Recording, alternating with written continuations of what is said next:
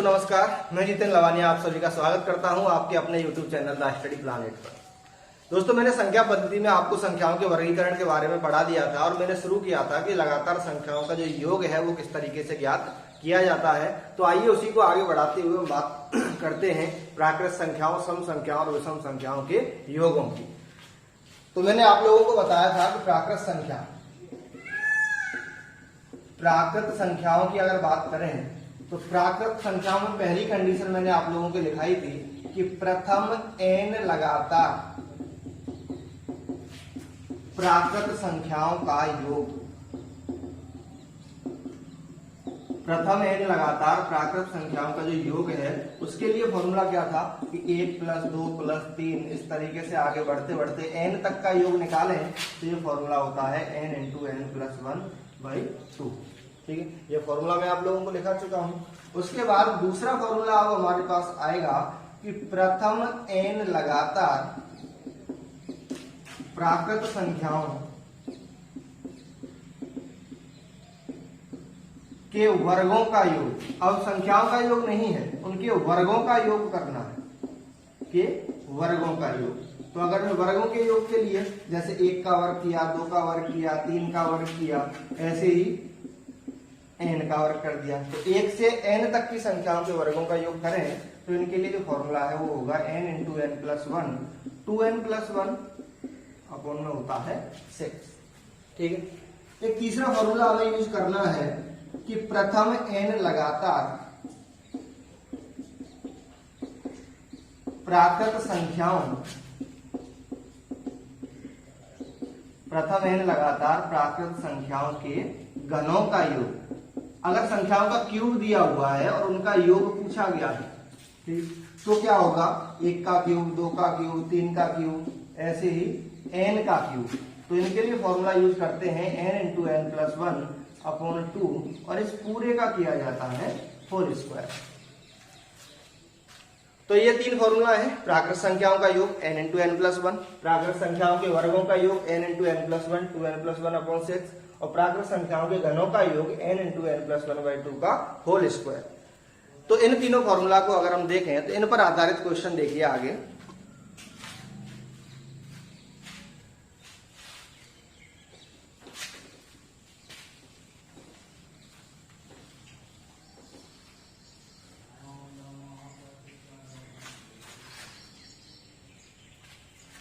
जैसे मान लो अगर हमारे पास प्राकृत संख्याओं पर आधारित प्रश्न तो मैं करा चुका हूं, और वर्गों पर आधारित प्रश्न है 1 का स्क्वायर, 2 का स्क्वायर, 3 का स्क्वायर, डैश डैश डैश 20 का स्क्वायर, इसका मान कितना होगा। यह क्वेश्चन इस तरह से भी आ सकता था कि 1 से 20 तक की प्राकृत संख्याओं के वर्गों का योग ज्ञात कीजिए।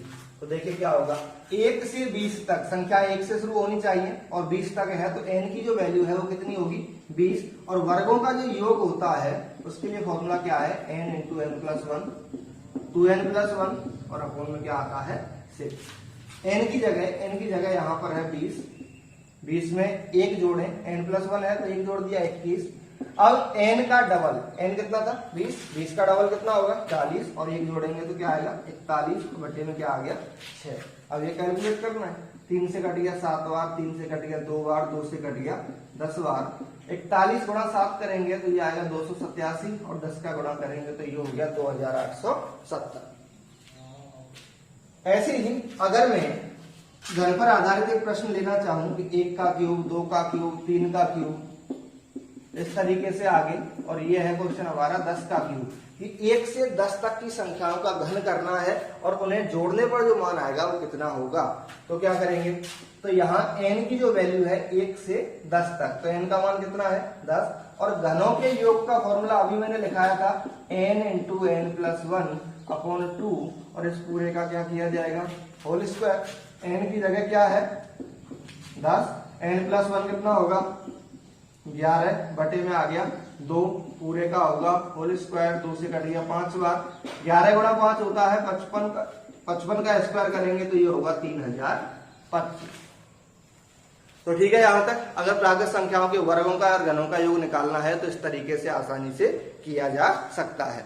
अब देखिए आगे अगला क्वेश्चन आता है कि ये अगर 1 से 20 तक की संख्याओं का वर्ग या घन इस तरह से हमें दिया गया है तो हम निकाल सकते हैं, पर संख्या शुरू कहां से होनी चाहिए थी? 1 से। अगर संख्याएं बीच में से आ जाती हैं कि 1 से शुरू ना होकर मान लो ये 11 से होता, 11, 12, 13 इस तरीके से 20 तक।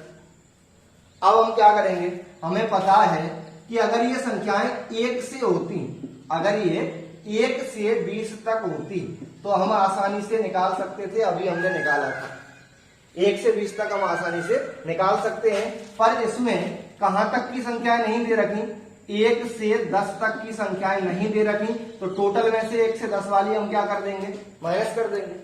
1 से 20, यहाँ n की जो वैल्यू है वो कितनी होगी? 20। 1 से 10 में n की वैल्यू क्या होगी? 10। इनका योग निकालें, n इंटू n प्लस 1, तो ये हो गया 21। 2n प्लस 1, n का डबल, 20 का डबल होता है 40, और 1 जोड़ेंगे तो 41 बटे में आ गया 6, माइनस यहाँ n की वैल्यू है 10, n प्लस 1 11, 2n प्लस 1, तो n का डबल हो गया 20, और 1 जोड़ दिया तो 21 बटे में क्या आया? 6। अब ये कैलकुलेट कीजिए, 3 से 2 ये 7, 2 से कट गया 10 बार, गुणा करेंगे ये आ गया 2870। यहाँ 3 से कट गया 7 बार, 3 से 2 बार, 2 से कट गया 5 बार, 7 गुणा 5 35, 35 गुणा 11 करेंगे तो ये आएगा 385। अब 2870 में से 385 अगर हम घटाएं तो ये आ जाएगा हमारा 2485, और यही क्या होगा इसका आंसर। ठीक है यहां तक। अब देखिए आगे, तो ये हमारा हो गया कि प्राकृत संख्याएं हैं, प्राकृत संख्याओं का योग कैसे निकालेंगे? n into n plus 1/2। प्राकृत संख्याओं के वर्गों का योग कैसे निकालेंगे? n into n plus 1, 2n plus 1/6। और प्राकृत संख्याओं के घनों का योग कैसे निकलेगा? n इंटू एन प्लस 1/2, और इस पूरे का क्या किया जाएगा? Whole square. अब देखिए, अब बात करते हैं हम प्राकृत संख्याओं के बाद सम संख्याओं की और विषम संख्याओं की।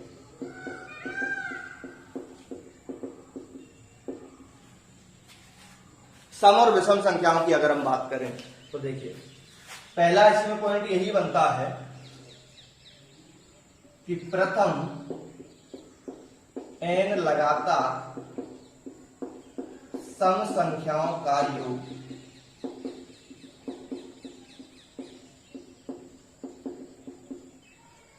प्रथम n लगातार सम संख्याओं का योग, तो क्या होगा? जैसे प्रथम संख्या कौन सी है? सम 2, 2 के बाद 4, 6 इस तरीके से। इसमें अंतिम जो पद होता है वो होता है 2n। तो यहां पर इनके योग का जो फॉर्मूला है वो होता है n इंटू एन प्लस 1।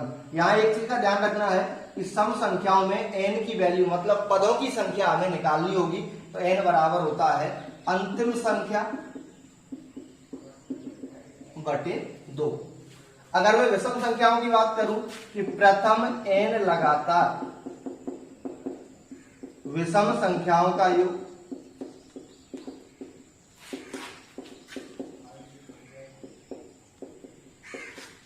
प्रथम n लगातार विषम संख्याओं का अगर योग करें तो 1 से शुरू होंगी, 1, 3, 5, 7 इस तरीके से, और इसमें अंतिम जो पद है वो होता है 2n माइनस 1।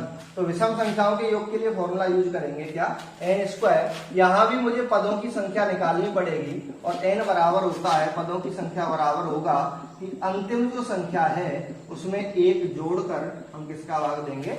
2 का भाग दिया जाता है।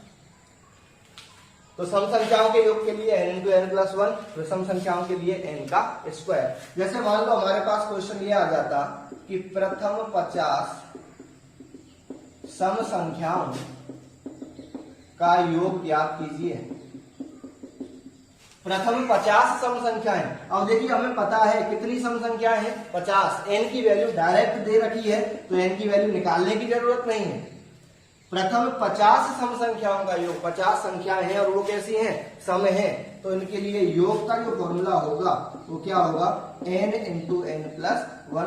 तो n की जगह 50, n प्लस 1 हो गया 51, गुणा करेंगे तो ये आ जाएगा हमारा 2550। ऐसे ही अगर विषम संख्याओं में निकालते, मान लो ये होता कि प्रथम 50 विषम संख्याओं का योग बताइए। प्रथम 50 विषम संख्याओं का योग कितना होगा? तो यहाँ n की वैल्यू यहाँ भी दे रखी है, क्योंकि विषम संख्या कितनी है 50, तो n का मान तो हो गया 50। और विषम संख्याओं के लिए योग का जो फॉर्मूला होता है वो होता है n का स्क्वायर। तो 50 का अगर मैं वर्ग करूं तो ये कितना आ जाएगा 2500। देखिए अगर क्वेश्चन इस तरीके से होता कि अगर हमें ये दिया गया होता कि संख्याएं यहां से यहां तक हैं, पिछले में तो ये था कि प्रथम इतनी संख्याओं का समयोग विषम संख्याओं का योग बताइए। अब क्वेश्चन इस तरह से होता कि 2 + 4 + 6 इस तरह से, और लास्ट हमें जोड़ना है 100 तक की संख्याओं का योग। तो क्वेश्चन क्या हो गया, 2 से 100 तक की सम संख्याओं का योग ज्ञात कीजिए।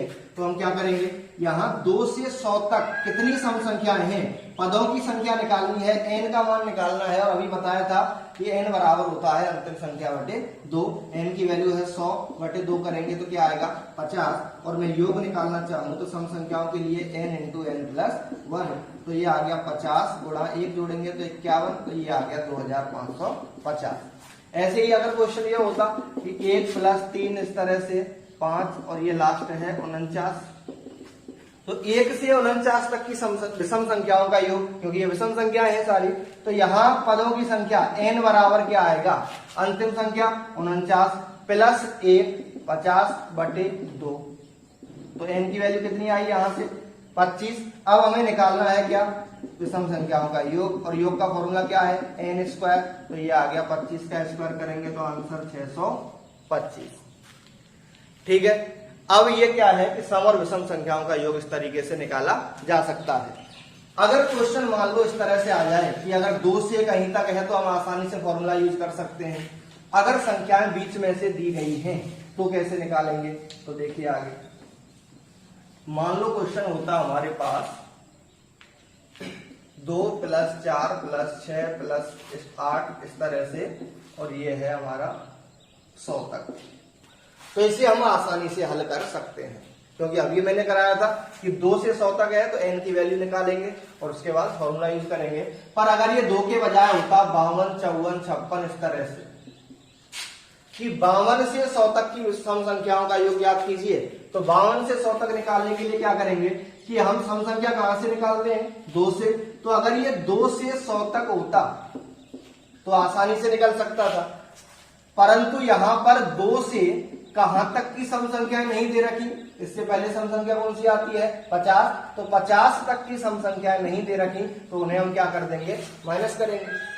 तो यहाँ n की वैल्यू क्या आएगी, अंतिम संख्या 100 बटे 2 ये आएगा 50, और यहाँ n की वैल्यू क्या आएगी, अंतिम संख्या 50 बटे 2 करेंगे तो क्या आएगा 25। इसका योग n × n + 1, तो ये आएगा 50 गुणा 51 माइनस इसका योग n × n + 1, ये तो आ गया हमारा 2550। इनका गुणा करेंगे तो ये आ गया 650, और अगर इन्हें घटा दिया जाए तो जो आंसर होगा वो कितना होगा 1900।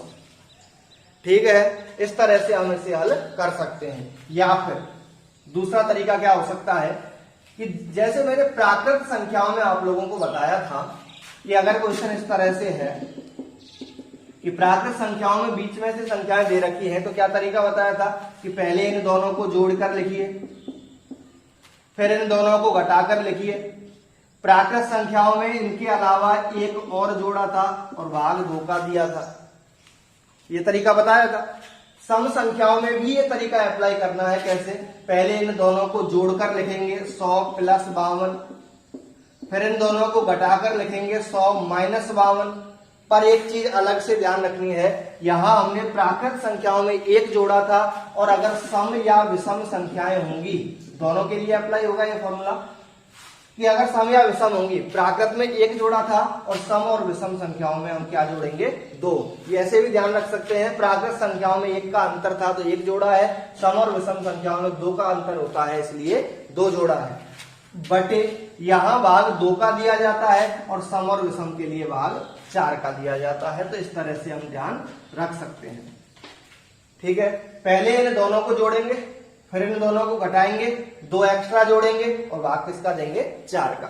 ये सॉल्व कीजिए, ये हो गया हमारा 152 गुणा 100 में से 52 घटाएंगे 48 और 2 जोड़ेंगे तो 50 बटे में आ गया 4, 4 से घट गया 4 × 3 = 12, 4 × 8 = 32, गुणा करें 5 × 8 = 40, 5 × 3 = 15 और 4 = 19।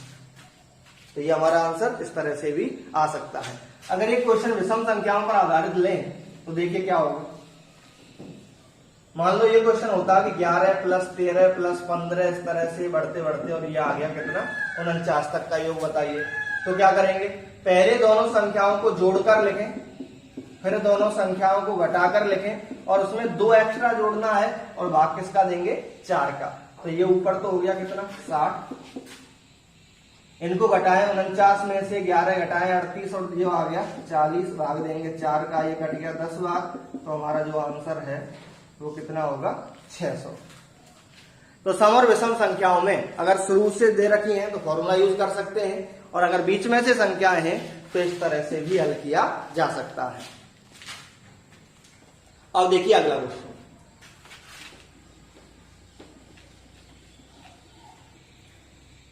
कि मान लो अगर क्वेश्चन ये होता हमारे पास 2 का स्क्वायर, 4 का स्क्वायर, 6 का स्क्वायर इस तरह से, और ये है मान लिया मैंने 20 का स्क्वायर, इसका मान बताइए। ये कैसी संख्या है 2 4 6 8 10, ये कैसी संख्या है सम संख्या है, और सम संख्याओं के वर्गों का योग पूछा गया है। मैंने अभी तक आप लोगों को बताया था कि प्राकृत संख्याओं के वर्गों का योग कैसे निकालेंगे, और ये हमें पूछा गया है सम संख्याओं के वर्गों का योग। तो देखिए इसे मैं ऐसे हल कर सकता हूं कि यहाँ 2 का स्क्वायर है, इसको मैं 2 गुणा 1 का होल स्क्वायर ये कर सकता हूं, मतलब 2 का स्क्वायर गुणा 1 का स्क्वायर लिख सकता हूं। 4 को मैं 2 का स्क्वायर गुणा 2 का स्क्वायर लिख सकता हूं, और 6 को मैं 2 गुणा 3 मतलब 2 का स्क्वायर गुणा 3 का स्क्वायर लिख सकता हूं, और ऐसे ही यहां लिख दिया 2 गुणा 10 तो 2 का स्क्वायर गुणा 10 का स्क्वायर लिख सकता हूं। और सभी में से कॉमन क्या आ सकता है 2 का स्क्वायर। 2 का स्क्वायर अगर कॉमन लेंगे तो यहाँ बचेगा 1 का स्क्वायर, यहाँ बचेगा 2 का, यहाँ 3 का, इस तरह से लास्ट में बचेगा 10 का। तो 1 2 3 4 5 ये सभी कैसी संख्या हो गई प्राकृत संख्याएं, और प्राकृत संख्याओं के वर्गों का योग हमें निकालना आता है। फॉर्मूला क्या यूज करते हैं n into n plus 1 2n+1/6।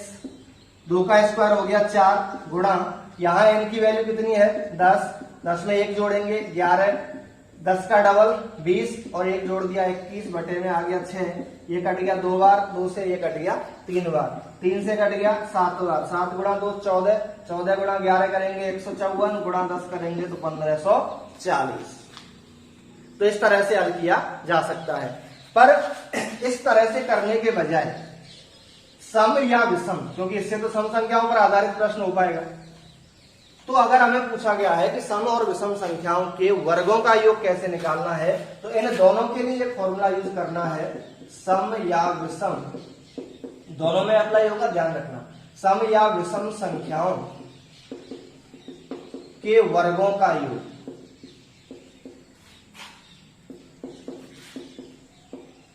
सम संख्याएं हो या विषम संख्या हो, दोनों में अप्लाई होगा। फॉर्मूला है x into x plus 1 into x plus 2 upon में आएगा 6। ध्यान रखना मैंने यहाँ n यूज नहीं किया, यहाँ लिखा है मैंने x, और यहाँ x का मतलब क्या है कि जो x है वो है अंतिम संख्या बटे अंतिम संख्या। यहाँ x की जो वैल्यू है वो क्या होगी, जो अंतिम संख्या दे रखी है वही x का मान होगा। जैसे क्वेश्चन अभी हमने किया था 2 का वर्ग, 4 का वर्ग, 6 का वर्ग, इस तरह से, और लास्ट संख्या है 20 का वर्ग का मान बताइए। ये अभी क्वेश्चन कर लिया है, पर यहाँ अंतिम संख्या क्या है x बराबर क्या आ गया 20, तो वर्गों का योग, वर्गों का अगर योग निकालें तो उसकी वैल्यू क्या थी 20, तो ये आ गया हमारे पास 20 और 1 हो गया 21, x प्लस 2 करेंगे तो ये हो गया 22 और बटे में क्या है 6, 3 से कट गया 2 बार, ये कट गया 7 बार, ये कट गया 10 बार, 22 गुणा 7 154 और गुणा 10 करेंगे तो ये आएगा 1540। तो सम संख्याएं हो या वर्गों या विषम संख्या हो, दोनों के वर्गों का अगर योग निकालना है तो इस तरह से हल किया जा सकता है। x बराबर यहाँ क्या होगा अंतिम संख्या। जैसे अगर हमारे पास एक विषम संख्याओं का क्वेश्चन लिया जाए, ये होता 1 का स्क्वायर, 3 का स्क्वायर, 5 का स्क्वायर, इस तरह से ये ले लिया मैंने 9 का स्क्वायर, इनका योग बताइए कितना आएगा। तो यहाँ अंतिम संख्या क्या है, x की वैल्यू क्या है 9। तो अगर मैं वर्गों का योग निकालना चाहूं तो वर्गों के योग के लिए x की जगह 9 प्लस 1 करेंगे तो ये हो जाएगा 10, +2 करेंगे तो ये हो जाएगा 11 और बाकी इसका देंगे 6 का। 3 से कट गया 2 बार, 3 से 3 बार, 2 से कट गया 5 बार, 3 गुणा 5 15, 15 गुणा 11 करेंगे तो आंसर कितना आएगा 165। तो सम संख्याओं या विषम संख्याओं के वर्गों का योग इस तरह से आसानी से निकाला जा सकता है। अब अगर हम बात करें सम संख्याओं या विषम संख्याओं के घनों के योग की, कि घनों का योग किस तरह से निकाला जाएगा, तो देखिए, तो पहले मैं बात करता हूं सम संख्याओं।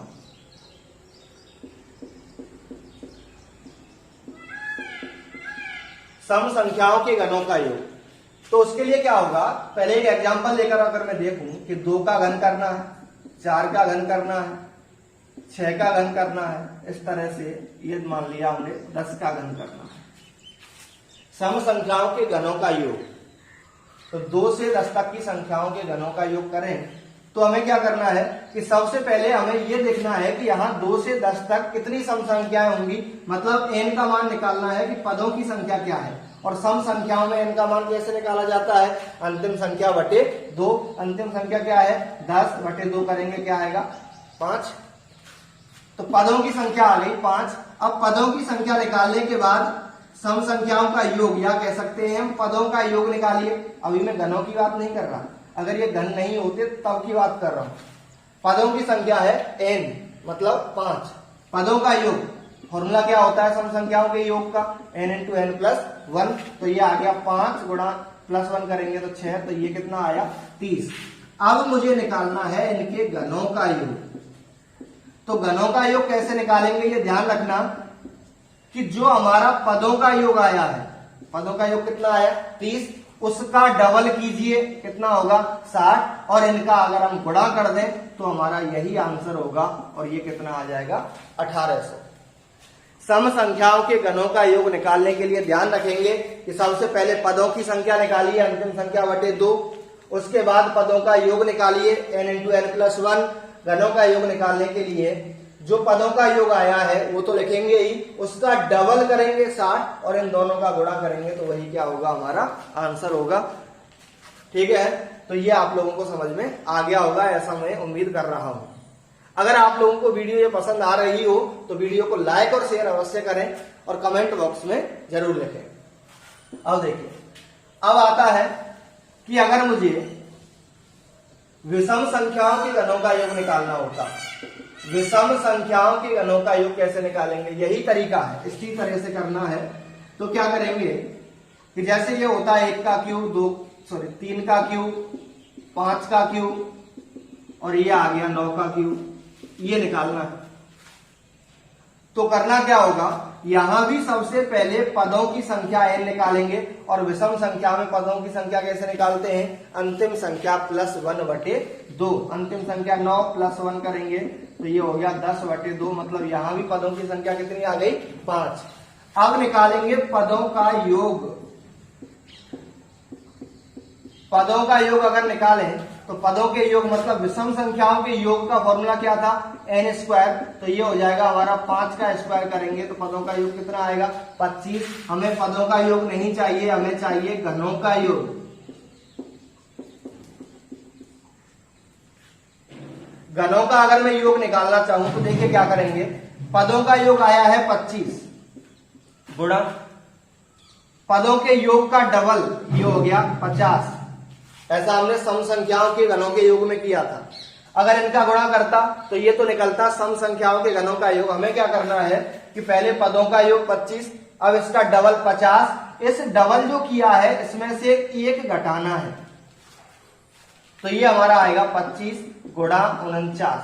25 गुणा 49 करें, ये अगर 50 होता तो 25 पंजे 125, 1250 होता, एक कम है तो ये आ गया 1225, और यही क्या होगा इसका आंसर। तो देखिए इसके लिए फॉर्मूला क्या बना कि पहले हमने पदों का योग किया, गुणा किसका किया, पदों का जो योग है उसका डबल किया, इसका डबल कर दिया, और इसमें से 1 घटा दिया। पदों का योग करेंगे गुणा पदों के योग का डबल करके उसमें से 1 घटाएंगे, तो उससे क्या निकलेगा, विषम संख्याओं के घनों का योग। अगर सम संख्याओं के घनों का योग निकालना है तो पदों का योग करेंगे, पदों के योग का डबल करेंगे, एक घटाने की जरूरत नहीं है, इन्हीं का गुणा करेंगे तो उससे हमारा आंसर निकल सकता है। तो दोस्तों उम्मीद करता हूं ये सम संख्याओं और विषम संख्याओं के घनों का योग आपको समझ में आ गया होगा। अब देखिए आगे कुछ क्वेश्चन इस तरह से भी पूछे जाते हैं कि मान लो ये क्वेश्चन होता कि यदि 1 का वर्ग, 2 का वर्ग, 3 का वर्ग प्लस 10 का वर्ग बराबर 385 है, तो 2 का वर्ग, 4 का वर्ग, 6 का वर्ग प्लस 20 का वर्ग, इसका मान क्या होगा। देखिए अगर ये कंडीशन हमें नहीं पता होती तो भी हम इसे सॉल्व कर सकते थे। मैं आप लोगों को अभी 2 तरीके बता चुका हूं, पर उतना करने की जरूरत नहीं है। जब इसका मान हमें पता है, दिया गया है, तो इन सभी में से कॉमन क्या आ सकता है, सम संख्याओं में से कॉमन क्या आएगा, 2, और स्क्वायर है तो 2 का स्क्वायर कॉमन ले लिया, गुणा यहां 2 का स्क्वायर निकलेगा तो ये बचेगा 1 का स्क्वायर, यहां बचेगा 2 का स्क्वायर, फिर 3 का स्क्वायर और लास्ट में बचेगा 10 का स्क्वायर, क्योंकि 20 में से 2 निकल गया। 2 का स्क्वायर हो गया 4 और एक इसकी वैल्यू हमें दे रखी है कितनी, 385। अगर इनका गुणा करें 4 पंजे 20, 4 8 32, 4 3 12 और 3 15, तो ये कितना आया 1540। और यही आंसर अभी थोड़ी देर पहले हमने किया था तब आया था। तो इस तरह से हम इन प्रश्नों को हल कर सकते हैं। तो दोस्तों उम्मीद करता हूं आपको वीडियो पसंद आई होगी। अगर वीडियो पसंद आई है तो वीडियो को लाइक करें, शेयर करें, चैनल को सब्सक्राइब करें और हमारे साथ जुड़े रहें। आपको पूरा सिलेबस यहाँ रेगुलर रूप से कराया जाएगा। धन्यवाद।